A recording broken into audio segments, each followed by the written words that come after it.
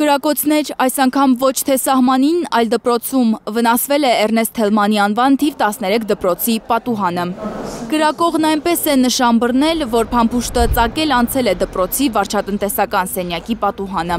Ուսուցիչներն անցած հինգշաբթի մայիսի 29-ին են նկատել ու դիմել ոստիկանությանը։ Դեպքը երբ ա եղել, ես չեմ կարող ասել, որովհետև ամսի 27-ին չի եղել, մենք գնացել վերջացրել ենք դասը, ես մինչև ժամը 4-4:30 եղել եմ դպրոցում, ոչ մի ձայն, ոչ մի բան չի եղել, 28-ին հանգստյան տոնական օր է, դաս չենք արել, ամսի 29-ին երբ որ եկանք, դա սենյակի աշխատողները ասեցին, որ այսպիսի կրակոց է, որ կրակոց կա, անցքերը երևում են, երկու անցքերը։ Այդ անցքերը օդաճնշիչ ատրճանակով բացել է թիվ 13 դպրոցի 8-րդ դասարանի աշակերտներից մեկը։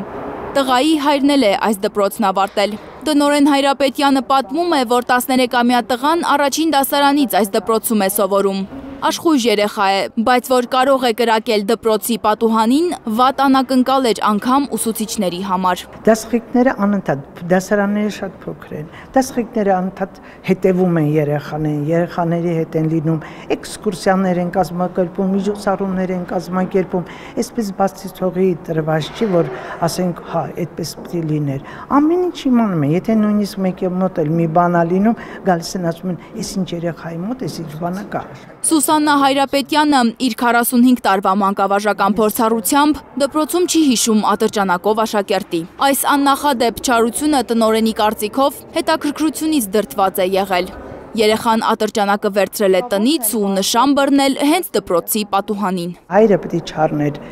երեխայի համար այդ ատրճանակը։ Առաջի դեպքն է, ես զարմանում եմ, թե ինչպես է այդ երեխան, երևի հետաքրքիր ա եղել, այսքան բան, որ իր ատրճանակը այդքան հեռու կրակում է։